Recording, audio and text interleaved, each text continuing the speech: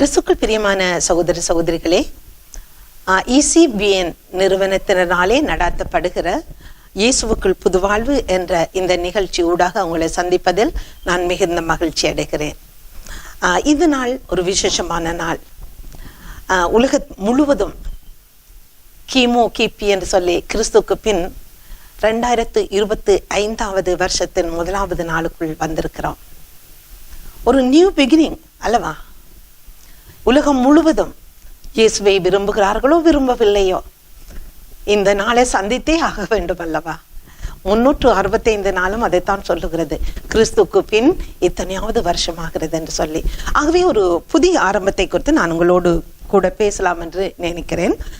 வேத புஸ்தகத்தில் 8வது புஸ்தகம் ரூத் புத்தகம். வேத அடிப்படையிலே நியூமரோலஜி என்று பார்க்கும் போது 8 நியூ பிகினிங், 7 பரிபூர்ணம், 8 நியூ பிகினிங். வேதத்திலே ஆதியாகமம், யாத்ராகமம், லேவியராகமம், எண்ணாகமம், உபாகமம், ஜோஷுவா, நியாயாதிபதி, ருத் 8வது புஸ்தகம். ஆகவே இது ஒரு புதிய ஆரம்பம். ருத் யாரு? ஒரு மோவாபிய பெண். அவள் அந்த மோவாபியர்கள் எப்படி வந்தார்கள்? லோத்தருடைய சந்ததி. லோத்தருடைய பிள்ளைகள் அசிங்கமான ஒரு முறையிலே 2 சந்ததியை உருவாக்கினார்கள், அம்மோனியர், மோவாபியர்கள். இப்படியாக அந்த 2 சந்ததி உருவான போது கர்த்தர் சொன்னார், இது தகாத முறையிலே இந்த லோத்தனுடைய சந்ததி உருவாக்கப்பட்டபடினால் இஸ்ரவேல் யூதர்களுடைய 10 பரம்பரைக்கு, 10 சந்ததிக்கு, 10 ஜெனரேஷனுக்கு அவர்கள் மோவாபியர்களோ அம்மோனியர்களோ இவர்களோடு கலக்கக்கூடாது. கர்த்தர் கொடுத்த ஒரு கட்டளை. ஆகவே அந்த கட்டளையின்படி அவர்கள் பிரிந்திருந்தார்கள். இப்பொழுது இந்த புஸ்தகத்தை பார்க்கும்போது நியாயாதிபதிகள் புஸ்தகத்திலே முதல் 2 வசனங்களையும் வாசிக்கிறேன். 1வது அதிகாரம் முதல் 2 வசனங்கள். நியாயாதிபதிகள் நியாயம் விசாரித்து வரும் நாட்களிலே, ருத்தின் புஸ்தகம் 1வது அதிகாரம் முதல் 2 வசனங்கள். நியாயாதிபதிகள் நியாயம் விசாரித்து வரும் நாட்களிலே தேசத்திலே பஞ்சம் உண்டாயிற்று. அப்பொழுது ஜூதாவில் உள்ள பெத்லெஹேம் ஊரானாகிய ஒரு மனுஷன் தன் மனைவியோடும் 2 குமாரோடும் கூட மோவாப் தேசத்தில் போய் சஞ்சரித்தான். அந்த மனுஷனுடைய பேர் எலிமெலேக்கு, அவன் மனைவியின் பேர் நகோமி. அவனுடைய 2 குமாரர்கள், ஒருவன் பேர் மக்லோன், மற்றொருவன் பேர் கிலியோன். ஜூதாவில் உள்ள பெத்லெஹேம் ஊரானாகிய எப்ராத்தியராகிய அவர்கள் மோவாப் தேசத்து போய் அங்கே இருந்து விட்டார்கள். இங்கே பார்க்கும் போது இஸ்ரவேலிலே பெத்லெஹேம் என்று சொன்னால் என்ன? அப்பத்தின் வீடு. ஆகவே இந்த அப்பத்தின் வீட்டிலே பஞ்சம் என்று நினைத்து இந்த எலிமெலேக்கு என்ன செய்கிறார்? தன்னுடைய மனைவியோடு கூட, மனைவி பேர் நகோமி, அவர்களோடு கூட அவர்கள் கடந்து செல்கிறதை பார்க்கக்கூடியதாக இருக்குது. அவர்களுக்கு 2 பிள்ளைகள். மக்லோன் என்று சொன்னால் நோய், 2வது மகன் கிலியோன் என்று சொன்னால் ஏக்கம். மக்லோன் என்றால் நோய், கிலியோன் என்றால் ஏக்கம். ஆகவே இப்படிப்பட்ட இந்த 2 பிள்ளைகளையும் எடுத்துக்கொண்டு அவர்கள் மோவாப் தேசத்துக்கு போறார்கள். போய் அங்கே அவர்கள் கிட்டத்தட்ட ஒரு 10 வருஷம் வாழ்ந்தார்கள் என்று அறிவுகள் சொல்லுகிறது. அங்கே இருக்கும்போது அங்கே எலிமெலேக்கு மரிக்கிறார். மரித்ததன் பின்பதாக 2 ஆண் பிள்ளைகளும் மரிக்கிறார்கள். அந்த 2 ஆண் பிள்ளைகள் மரிக்கிறதுக்கு முன்பதாக அவர்கள் ஒர்பால், ருத் என்று 2 பேரை திருமணம் செய்து வைக்கிறார்கள். அந்த 2 மகனுக்கும், ஒர்பாலை அதாவது கிலியோனுக்கும், ருத்தை மக்லோனுக்கும் திருமணம் செய்து வைக்கிறார்கள். மக்லோன் என்று சொன்னால் நோய். உங்களுக்கு சொன்னேன், ஒவ்வொரு மனிதனும் பிறக்கும் போது பாவம் என்ற நோயோடு தான் உலகத்தில் பிறக்கிறார். ஆனால் இந்த உலகத்திலே இந்த பாவ நோயிலிருந்து விடுதலை கொடுக்க கிறிஸ்து இயேசுவின் ரத்தத்தை தவிர வேறு எந்த வழியும் இல்லை என்பது நமக்கு தெரியும். ஆகவே இந்த மக்லோன் என்ற பாவத்துக்குள்ளே மனிதர் நாம் ஒவ்வொருவரும் பிறந்து கொண்டே இருக்கிறோம். ஆனால் இந்த ருத் என்று சொன்னால் என்ன? கம்பேஷனேட் ஃப்ரெண்ட் என்று சொல்லப்பட்டிருக்கிறது. அவள் அப்போ அதாவது ஒரு இறுக்கத்தோடு உதவி செய்யக்கூடிய ஒரு பெண்ணாக அவள் இருக்கிறதை பார்க்கக்கூடியதாக இருக்கிறது. ஆகவே இந்த நோயை இப்படிப்பட்ட இந்த ரூத்தானவள் திருமணம் செய்கிறாள். அவள் திருமணம் செய்த பிறகு அந்த நோய் மரித்து விட்டது. இதிலே நான் உங்களுக்கு சொல்ல வருவது என்ன என்று சொன்னால், நாம் ஒவ்வொருவரும் பாவத்தில் பிறந்திருக்கிறோம். ஆனால் அந்த பாவத்திலிருந்து விடுதலை தருவதற்கு, ஒரு நியூ பிகினிங் கொண்டுவதற்கு இந்த வேத புஸ்தகம் தேவனுடைய ஆவியானவர் ஏவப்பட்ட எழுதப்பட்ட புஸ்தகம். 7 புஸ்தகங்கள், ஆதியாகமத்திலிருந்து இங்கே 7 புஸ்தகங்கள் முடிந்து அடுத்ததாக இந்த 8வது புஸ்தகம் ஒரு புறஜாதி பெண்ணுடைய பேரிலே ஆரம்பிக்கிறது. ஏன் ஆரம்பிக்கிறது என்று சொன்னால், கிறிஸ்து இயேசுவாக சர்வ லோகத்துக்கும் ஒரு மீட்பு வருகிறது, ஒரு நியூ பிகினிங் ஆரம்பமாகிறது. ஆகவே 8 என்பது நியூ பிகினிங். ஆகவே சில வருஷங்கள், சில 1000 வருஷங்கள் கழித்து உலகத்துக்கு எப்படியாக மோவாபியர்கள் 10 ஜெனரேஷனுக்கு தள்ளப்பட்டிருக்க வேண்டும், 11வது ஜெனரேஷன்லே அவர்கள் சேர்க்கப்பட வேண்டும் என்று கர்த்தர் கொடுத்த அந்த தீர்க்க தரிசனம் நிறைவேறுதல் இங்கே நான் சொல்ல போகிறேன் எப்படி நிறைவேறினது என்று. அப்படியாக நிறைவேறினது போல நமக்கு இந்த ருத்தினுடைய கணவர் மரித்து அதன் பின்பு நடக்கிற சம்பவம் என்ன, அதனாலே நமக்கும் சபைக்கும் ருத்துக்கும் என்ன சம்பந்தம் இருக்குது என்பதைத்தான் இப்பொழுது பார்க்க போறோம். இன்றைய நாள் தலைப்பு நியூ பிகினிங். இன்றைக்கு 2025 நாங்கள் ஸ்டார்ட் பண்ணி இருக்கிறோம் அல்லவா. ஆகவே நியூ பிகினிங். எலிமெலேக்கு என்று சொன்னால் அதாவது மை காட் இஸ் கிங், என்னுடைய தேவன் ராஜா என்பது பொருளாக இருக்கிறது. ஆகவே தேவன் ராஜாவாக இருந்தும் இந்த மனுஷன் என்ன செய்தான், பஞ்சத்துக்கு பயந்து அங்கே போகிறார், போய் அவர் மரித்து விடுகிறார். ஆகவே உலகத்தில் நடக்கிற சில காரியங்களை பார்த்து கிறிஸ்தவர்களாகிய நாங்கள் பயந்து அங்கே ஓடி மறையலாம், இங்கே ஓடி மறையலாம், அவர்களிடத்தில் போகலாம், இவர்களிடத்தில் போகலாம் என்று தேவனுடைய திட்டம் இல்லாமல் சில காரியங்கள் செய்துவிடக் கூடாது. ஆகவே அவர் அங்கே போய் மரிக்கிறதை பார்க்கிறோம். மை காட் இஸ் கிங் என்று சொல்ல, என்னுடைய தேவன் ராஜா என்று சொல்லக்கூடிய மனிதன் அங்கே மரிக்கிறார். அதே போல மக்லோன் நோயும் மரிக்கிறது, கிளியோன் ஏக்கம், உலகத்துக்கு ஒத்தபடி எப்படி வாசலாம், அவங்களுக்கு 2 வீடு, இவங்களுக்கு 3 கார், அவங்களோட பிள்ளை அப்படி இருக்குது, அப்படியே ஒரு ஏக்கம், உலகத்துக்கு ஏற்ற ஏக்கம். ஆகவே அதுவும் மரித்து விட்டது. எனக்கும் உங்களுக்கு ஒரு நியூ பிகினிங் வேண்டும் என்று சொன்னால் இவை மரிக்க வேண்டும். சும்மா காட் இஸ் மை கிங் என்று சொல்லுவதனாலே ஒரு விதமான பிரயோஜனம் இல்லை. அவரை ராஜாவாக கொண்டிருக்கிறீர்களா, அவர் உங்களை ஆளுகிறாரா, அவர் ஆளுகை செய்தார், ஏன் அப்பத்தின் வீட்டை விட்டு வெளியே போனீர்கள்? உங்களுக்கு என்ற ஒரு சபை, உங்களுக்கு என்ற ஒரு குடும்பம், உங்களுக்கு என்ற ஒரு வாழ்க்கை அமைத்து கர்த்தர் கொடுத்திருக்கிறார். உங்களுக்குரிய இளம் வயது மனைவியை விட்டுவிட்டு வேறு இடங்களுக்கு போவது, இளம் வயது கணவனை விட்டுவிட்டு வேறு இடங்களுக்கு போகுது, அல்லது உங்களுக்கு என்று கொடுக்கப்பட்ட ஆவிக்குரிய சபையை விட்டுவிட்டு அங்க மிரக்கல் நடக்குது, இங்க இது நடக்குது, அது நடக்குது, அங்க மெசேஜ் சூப்பரா இருக்குது, இங்க வர்ஷிப் சூப்பரா இருக்குது, ஆடுறாங்க பாடுறாங்க எல்லாம் போயிட்டு உங்களை சந்தோஷப்படுத்த போறீங்களா? அல்லது உங்களுடைய நியமனம் என்ன? எதற்காக இந்த வீட்டிலே உங்களை கணவனாக வைத்தார், எதற்காக உங்களை மனைவியாக வைத்தார், எதற்காக இந்த ரட்சிப்பை தந்து இந்த சபைக்குள்ளே கொண்டு வந்தார், அதை ஆராய்ந்து பார்க்க வேண்டியது அவசியமாக இருக்கிறது. ஆகவே அதை ஆராய்ந்து பார்க்காமல் போன எலிமெலேக்கு மறைத்தார், பிள்ளைகள் மறைத்தார்கள். இப்பொழுது நகோமி என்ன செய்கிறாள், கேள்விப்படுகிறாள், அப்பத்தின் வீட்டிலே இப்பொழுது பஞ்சம் முடிந்து விட்டது, கர்த்தர் ஆசீர்வதித்திருக்கிறாள். ஆகவே அவள் ஒரு இளம் வயது விதவையாக அவள் என்ன செய்கிறாள், நான் என்னுடைய தேசத்துக்கு போக போறேன் என்று சொல்லி தன்னுடைய மருமக்களை கூப்பிட்டு அவள் சொல்லுகிறாள் இப்படியாக. ருத் 1ஆம் அதிகாரம் 12 17 வரையும். என் மக்களே திரும்பி போங்கள், நான் வயது சென்றவள், ஒரு புருஷனுடைய வாழ்த்தத்தக்கவல்ல, அப்படிப்பட்ட நம்பிக்கை எனக்கு உண்டாயிருந்து நான் இன்று இரவில் ஒரு புருஷனுக்கு வாழ்க்கைப்பட்டு பிள்ளைகளை பெற்றாலும் அவர்கள் பெரியலாக மட்டும் புருஷருக்கு வாழ்க்கைப்படாதபடிக்கு நீங்கள் பொறுத்திருப்பீர்களோ? அது கூடாது. என் மக்களே, கர்த்தருடைய கை எனக்கு விரோதமாய் இருந்ததினால் உங்கள் நிமித்தம் எனக்கு மிகுந்த விசனம் இருக்கிறது என்றார். அப்பொழுது அவர்கள் சத்தமிட்டு அதிகமாய் அழுதார்கள். ஓர்பாள் தன் மாமியை முத்தமிட்டு போனாள். ரூத்தோ அவளை விடாமல் பற்றி கொண்டாள்.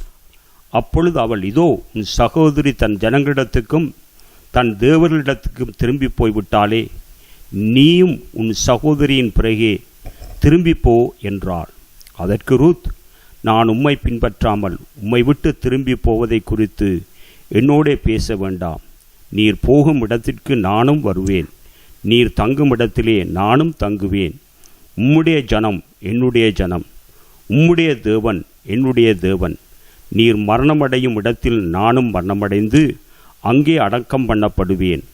மரணமே அல்லாமல் வேறொன்றும் உம்மை விட்டு என்னை பிரித்தால் கர்த்தர் அதற்கு சரியாகவும் அதற்கு அதிகமாகவும் எனக்கு செய்ய கடவர் என்றாள். இங்கே பார்க்கும் பொழுது 2 மருமக்கள். ஒருவாள் அப்படியாக தன்னுடைய தேசத்துக்கு, தன்னுடைய இனத்துக்கு, தன்னுடைய தெய்வத்துக்கு அவள் போய்விட்டாள். ஆனால் இந்த ரூத் என்ன செய்கிறாள்? இங்கே பார்க்கும் பொழுது ரூத் ஒரு தியாக சிந்தையோடு கூட ஒரு முடிவெடுக்கிறாள். நான் உம்முடைய தெய்வத்தை பின்பற்றுவேன், நான் உம்மை பின்பற்றி வருவேன். அந்த யூதர்கள் யார்? மிகவும் மோசமானவர்கள். இப்படியாக அந்நிய ஜாதி பெண், அதுவும் ஒரு விதவை, இளம் விதவை, இப்படியாக வருகிறாள். அங்கே போனால் என்ன ஆபத்து இருக்கும் என்று எல்லாம் அவள் சிந்தித்திருக்கலாம். ஆனால் அப்படி ஒன்றுமே மாம்சத்தில் சிந்திக்காதபடி நான் என்னுடைய மாமியாரை காப்பாற்ற வேண்டும். இன்றைக்கு உலகத்திலே எத்தனை மாமி மருமகள் சண்டையிலே எத்தனை கொலைகள் நடக்கிறது, எத்தனை தற்கொலைகள் நடக்கிறது. ஆனால் இவள் ஒரு ஆவிக்குரிய பெண். தன்னுடைய கணவன் சொன்ன சாட்சி, தன்னுடைய மாமியார் சொன்ன தெய்வத்தின் சாட்சியை கேட்டு அவள் இந்த தெய்வத்தை நான் பின்பற்றுவேன், இந்த மாமிக்கு நான் உதவி செய்வேன் என்று அவள் டிசிஷன் மேக் பண்றாள். What is your decision this year? இந்த வருஷத்துக்கான புதிய தீர்மானம் உங்களுடையது என்ன? அவள் தீர்மானம் எடுத்தது மாத்திரமல்ல, அப்படியே கடந்து போறாள். 10 வருஷம் இல்லை அவர்கள் அந்த வீட்டில் எல்லாம் ஒட்டரை பிடித்து சாமான் எல்லாம் களவு போய் ஒன்றுமே இல்லாத ஒரு சூழ்நிலையை போய் அவர்கள் அங்கே குடியிருக்கிறார்கள். குடியிருந்து அவள் என்ன செய்கிறாள்? எல்லாம் திருத்தி ஒருவேளை எல்லாம் செய்து சமைப்பதற்கு பார்த்திருப்பார்கள். அங்கே எதுவுமே இருக்காது, கோதுமை இல்லை, எதுவும் சாப்பாடு இல்லை. ஆகவே நான் என்றால் என்ன செய்திருப்பேன்?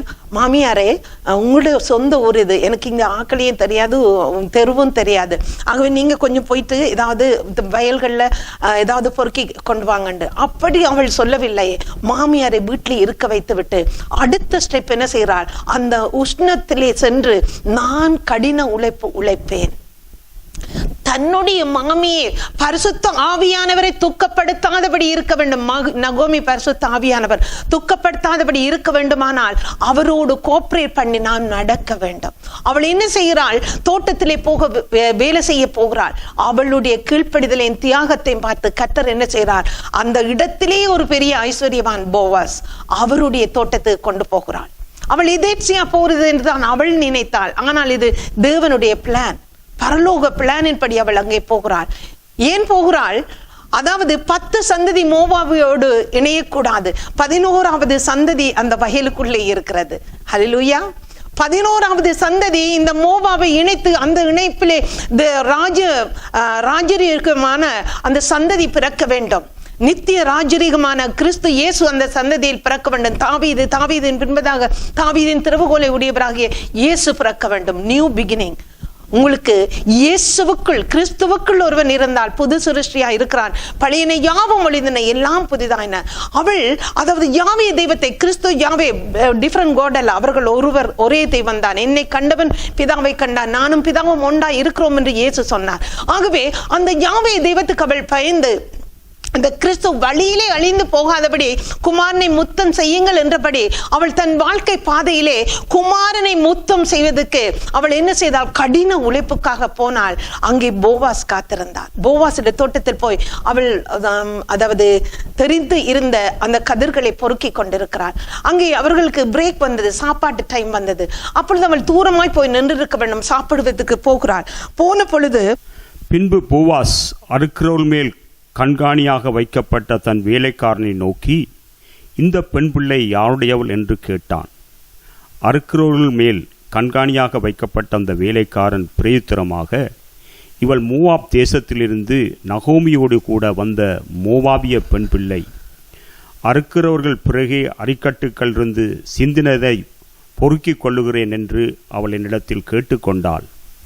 காலமே துவக்கி இதுவரைக்கும் இங்கே இருக்கிறாள்.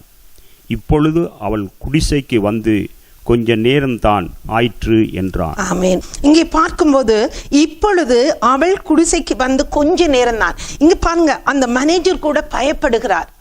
ஒருவேளை இங்க எங்களோடு கூட இவளை வைத்ததுக்கு எஜமான் போவாஸ் வந்து கோவப்படுவாரோ என்று சொல்லி பயந்து இப்பதான் கொஞ்ச நேரம் வந்தாள் அப்படி என்று சொல்லுகிறார். ஆனால் போவாஸ் கோவப்படவில்லை. அங்கே என்ன செய்யறார்? அப்பொழுது போவாஸ் ருத்தை பார்த்து, மகளே கேள், பொறுக்கிக் கொள்ள வேறே வயலில் போகாமல் இவ்விடத்தை விட்டு போகாமலும் இங்கே என் ஊழியக்கார பெண்களோடு கூடவே பெர்மனன்ட் ஜாப்.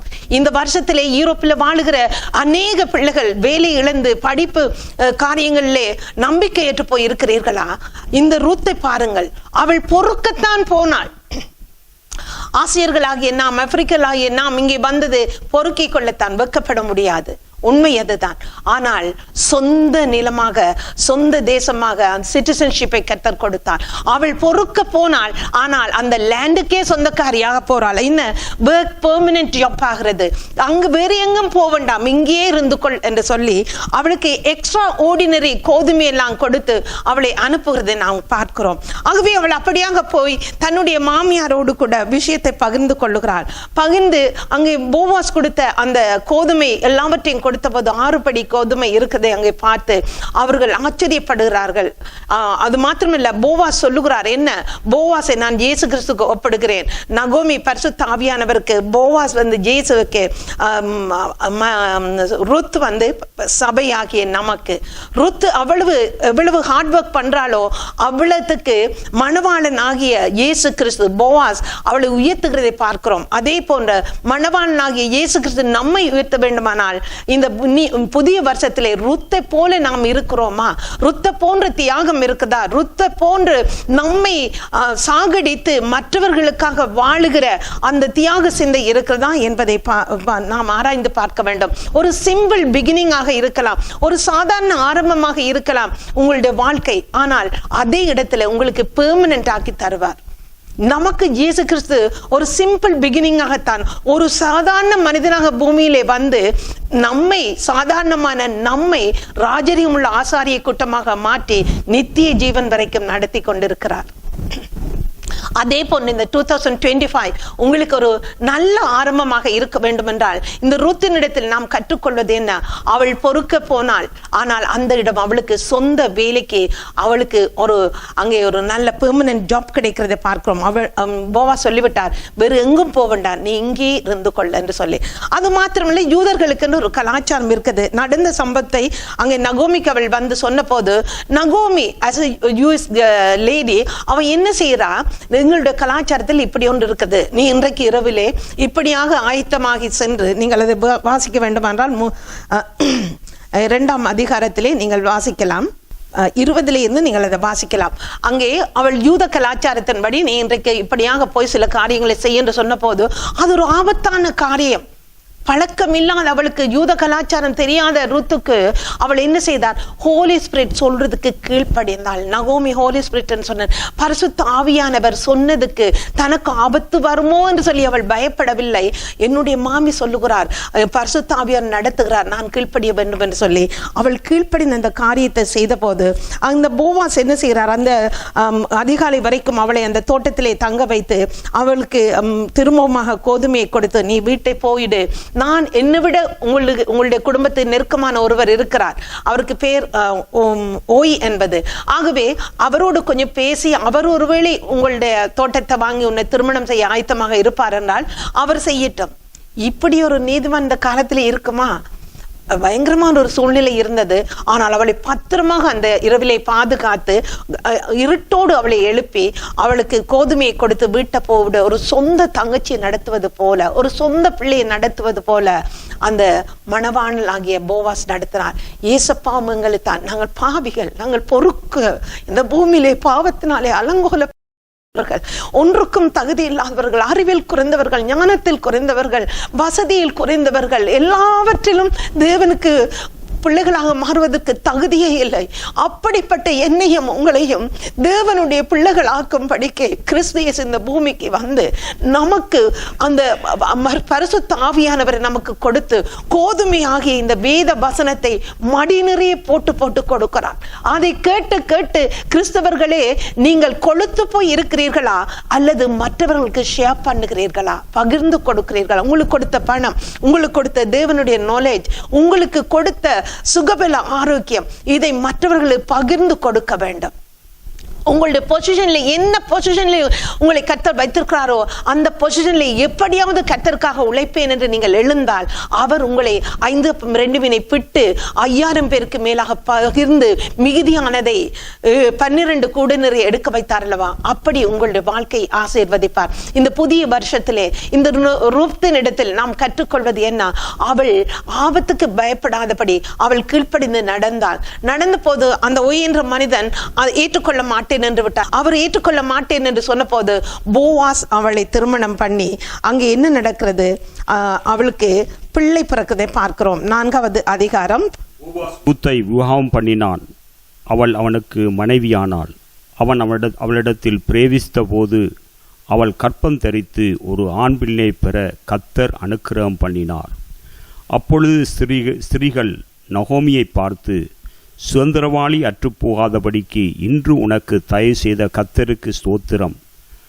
அவன் பேர் இஸ்ரவேலிலே பிரபலமாக கடவது. அவன் உன் ஆத்துமாவுக்கு ஆறுதல் செய்கிறவனும் உன் முதிர் வயதிலே உன்னை ஆதரிக்கிறவனுமா இருக்க கடவன்.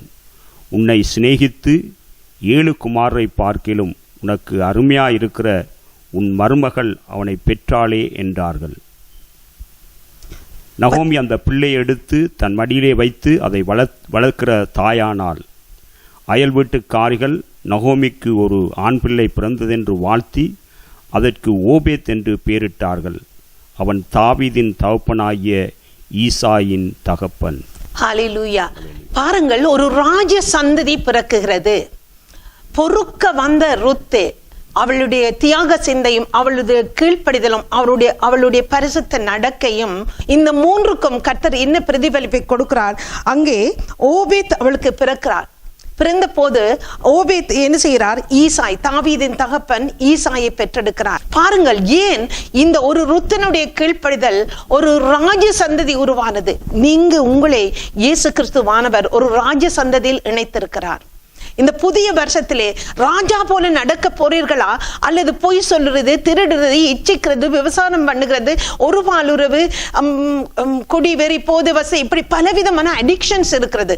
ஏன் இந்த பொல்லாத கம்ப்யூட்டர், பொல்லாத இந்த மீடியாஸ், அந்த கைக்குள்ளே வைத்திருக்கிற உள்ளங்கைக்குள்ளே உலகத்தை வைத்துக்கொண்டு எவ்வளவு பாவம் செய்து விடுகிறார்கள் இந்த மொபைல்ஸ், ஸ்மார்ட் போன்ஸை வைத்து. ஆகவே இப்படிப்பட்ட அடிமைத்தனத்திலிருந்து நாம் வெளியில வருவதற்கு நாம் முயற்சிக்க வேண்டும். நாம் வெளியில வருவதற்கு அவள் என்ன செய்தாள், அந்த மோவா கலாச்சாரத்தில் இருந்து அவள் வெளியிலே வந்தாள். வெளியிலே வந்து அந்த போவாஸ் என்று சொன்னால் அந்த பேருடைய அர்த்தம் என்ன தெரியுமா, ரிச், ஹெல்த், ஸ்ட்ராங், இப்படியாக சொல்லப்பட்டிருக்கிறது. ஆகவே பலம், ஆரோக்கியம், இப்படியாக ஐஸ்வர்யம் என்றெல்லாம் அவருடைய பேருக்கு பொருள் கொடுக்கப்பட்டிருக்கிறது. ஆகவே அவள் ஒரு நாள் மரணத்தை திருமணம் பண்ணது உண்மைதான், நோயை திருமணம் பண்ணது, பாவம் என்ற நோயை திருமணம் பண்ணது உண்மைதான். ஆனால் அந்த நோய் மறிக்க வேண்டும். உசியா ராஜா மரணம் அடைந்த அந்த வருஷத்திலே ஏசாயா தேவன் உயரமும் உன்னதமான சிங்காசனத்தில் வீட்டிருக்கதை கண்டு, ஐயோ அதமானேன், அசுத்த உதடுகளுள்ள மனிதர்கள் மத்தியில் நான் வாசம் பண்ணினேன் என்று கதறின போது தேவன் பரிசுத்த அந்த அக்கினித்துறடை அனுப்பி அவர் நாவை தொட்ட போது ஏசாயா புஸ்தகத்திலே கிறிஸ்துவின் பிறப்பு, வளர்ப்பு, அவருடைய மரணம், உயிர்த்தெழுதல், ஆமகீதோன் யுத்தம், புதிய வானம் புதிய பூமி வரைக்கும் எழுதி வைத்தார். இன்றைக்கு உங்களுக்கு ஒரு நியூ பிகினிங். ருத்து புஸ்தகம் ஒரு நியூ பிகினிங் நமக்கு காட்டுகிறது. இயேசு கிறிஸ்து ஊடாக புறஜாதி போவாஸ், அதாவது அந்த லோத்தினுடைய சந்ததி பாவம் செய்ததன் பின்பு 11வது சந்ததியாக இருக்கிறார். தேவன் சொன்னபடி, தேவனுடைய திட்டத்தின்படி அந்த 10 பரம்பரைக்கு 10 சந்ததிக்கு மோபாவியர்கள் விலக்கப்பட்டிருந்தார்கள். ஆனால் கீழ்ப்படிந்த இந்த மோபாவிய சந்ததி பெண்ணாகிய ருத்தினூடாக 11வது ஜெனரேஷன்ல பிறந்த போவாசை திருமணம் செய்து ஓபேதை பெற்றெடுத்து அந்த ஓபேதின் சந்ததியிலே தாவீது ராஜா பிறந்து தாவீதின் திறவுகோலையும் தாவீதின் சிங்காசனத்தை உடையவராக மரித்தேன், ஆனாலும் சதாகாலம் உயிரோடு இருக்கிறேன், மரணம் பாதாளத்துக்குரிய திறவுகோள்களை உடையவராக இருக்கிறேன், சீக்கிரமாய் வருவேன் என்று சொல்லி போனவர் வருகிற நாட்கள் சமீபித்து விட்டது. இந்த 2025 நாம் ஜாக்கிரதையோடு கையாள வேண்டும். இந்த வருஷம் நமக்கு கொடுக்கப்பட்ட கிருபையின் வருஷமாக இருக்கிறது. நம்முடைய வாழ்க்கையில ஒரு புதிய ஆரம்பம் ஆரம்பிக்கட்டும். ருத்தை போல தியாக சிந்தையோடு, கீழ்ப்படிதலோடு, பரிசுத்தத்தோடு தேவனை தேவனாக நாம் ஆராதித்து அவருக்குரிய கனத்தை மகிமையை கொடுத்து பொறுக்கிற அதாவது நிலையில் நாம் இருந்தாலும் நம்மை, அதாவது தம்முடைய பிள்ளைகளாக நித்திய ராஜ்யத்தின் சுதந்திரவாளிகளாக மாற்றுகிறார். அவள் சுதந்திரவாளியாக மாறினாள். நம்மை பரலோக ராஜ்யத்தின் சுதந்திரவாளியாக மாற்றுகிற கிறிஸ்து இயேசுவுக்கு நம்மை அர்ப்பணிப்போமா? இன்றைக்கு இந்த 2025 உங்களுக்கு ஒரு புதிய ஆரம்பமாக இருக்க போறது. கண்களை மூடி ஜெபம் செய்வோமா? புதிய ஆண்டுக்குள் நடத்தி வந்த தெய்வமே, உங்க நன்றியோடு துதிக்கிறோம். ஒருவன் கிறிஸ்துக்குள் இருந்தால் புது சிருஷ்டியா இருக்கிறான். பழையன யாவும் ஒழிந்தன, எல்லாம் புதிதாயின. ரேமா கரபதோரி அந்த கரபதோரபா. ஆண்டவரே அப்பா, இந்த வேளையிலும் கர்த்தாவே, இந்த புதிய வருஷத்திலே கர்த்தாவே இவர்களுக்கு அப்பா அதுவனே நீர் கொடுக்கிறது. It's a new beginning. ஒருவன் கிறிஸ்துக்குள் இருந்தால் புது சிருஷ்டியா இருக்கிறான். பழையன யாவும் ஒழிந்தன, எல்லாம் புதிதாயின என்று சொல்லப்பட்டபடி ஆண்டவரே கர்த்தாவே, நீர் இவர்களுக்கு ஒரு புதிய ஆரம்பத்தை கொடுக்கிறீர். கர்த்தாவே, புதிய ஆரம்பத்தை கொடுக்கிறீர். உன் ஆத்துமாக்கு ஆறுதல் செய்கிறவனும் உன் முதிர் வயதிலே உன்னை ஆதரிக்கிறவனுமாய் இருக்க கடவன் என்று சொல்லி நகோமியை வாழ்த்தினார்கள். இந்த வருஷத்திலே உங்கள் ஆத்துமாவுக்கு ஆறுதல் செய்கிறவரும் உங்கள் முதிர் வயதிலும் உங்களை ஆதரிக்கிறவருமாகிய கிறிஸ்து இயேசுவை நீங்கள் மகிமைப்படுத்தி வாழ்வீர்களானால், ருத் புஸ்தகம் 4வது அதிகாரம் 15வது வசனம் அப்படி சொல்லுகிறது. நீங்கள் ஆதாயப்படுத்துகிற ஆத்துமாக்கள் ஊடாக அவர் உங்கள் ஆத்துமாவுக்கு ஆறுதலையும் உங்கள் முதிர் வயதிலும் அவர் உங்களுக்கு ஆதரவாகவும் இருப்பார். இதைத்தான் இந்த புது வருஷத்திலே அவர் சொல்லுகிறார். உண்மையாக இந்த வருஷம் ஒரு ருத்தை போன்று பிரதிபலித்து நீங்கள் வாழ்வீர்கள் என்று சொன்னால், கர்த்தரான தேவனே உங்கள் ஆத்துமாவுக்கு ஆறுதல் செய்கிறவரும் உங்கள் முதிர் வயதிலும் உங்களுக்கு ஆதரிக்கிறவருமாய் இருக்கிறார். நன்றி ஆண்டவரே. ஐயா, என்னோடு கூட ஜெபித்து கொண்டிருக்கிற ஒவ்வொருவரும் இந்த புதிய வருஷத்திலே, இந்த புதிய ஆரம்பத்திலே கர்த்தாவே, இவர்கள் செழித்து வளர, கால்வாயோர நடப்பட்ட விருட்சங்கன்றுகளால் செழித்து வளர, நகோமியை போன்று திரும்பி பெத்லஹேமுக்கு வந்தார். பரிசுத்த ஆவியானவர் சபையிலே வாசம் பண்ணுகிறார், அப்பத்தின் வீட்டிலே வாசம் பண்ணுகிறார். இந்த ருத்தானவள் பிரஜாதியாக இருந்தவள், அவள் அந்த அப்பத்தின் வீட்டுக்கு வந்தாள். பரிசுத்த ஆவியானவராகிய அந்த நகோமி உவமையாக காட்டப்படுகிற ஆலோசனைக்கு அவள் கீழ்ப்படிந்தாள். மணவாளனாகிய போவாஸ் சொன்னபடி அவள் வீட்டில் போய் போவாஸுக்காக காத்திருந்தாள். போவாஸ் வந்து அவனை ஏற்றுக்கொண்டு அவளுக்கு ஒரு பிள்ளை பிறந்தது. அந்த சந்ததி ராஜகுலமாக இருந்தது.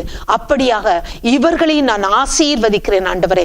இவர்களுக்குள் இருந்து ராஜகுலம் உருவாகட்டும் ஆண்டவரே. ஒரு புதிய சந்ததி உருவாகட்டும் என்று இயேசுவின் நாமத்தில் ஆசீர்வதிக்கிறேன். இவர்கள் அப்படியாக வாழ்வாரானால் இவர்களுடைய ஆத்மாவுக்கு சமாதானத்தையும் இவர்களுடைய முதிர் வயதிலே ஆதரவும் தந்து நீங்கள் வழிநடத்துவதற்காக நன்றி செலுத்துகிறேன். அப்பா தேவனே, இந்த புதிய ஆரம்பத்துக்காக நன்றி செலுத்துகிறோம். இன்றைக்கு இந்த பிள்ளைகள் எடுத்த தீர்மானத்தில் உறுதியா இருந்து அப்பா ருத்தை போல கடைசி வரைக்கும் கர்த்தாவே அந்த அப்பா தேவனே ஓட்டத்தை வெற்றியோடு ஓடி முடித்து ஓட்டத்தை முடித்தேன், விசுவாசத்தை காத்துக்கொண்டேன், இது முதல் எனக்காக நீதியின் கிரீடம் வைக்கப்பட்டு இருக்கிறது என்று பவுல் கர்த்தாவே தன்னுடைய நித்திய ராஜ்யத்தை குறித்து சொன்னார். அவனுமாய் இவர்களும் ஓடி முடிக்க கிருபை தரும்படியா இயேசுவின் நாமத்தில் ஆசீர்வதித்து ஜெபிக்கிறேன். ஆமென். God bless you all. Have a blessed happy new year. God bless you all.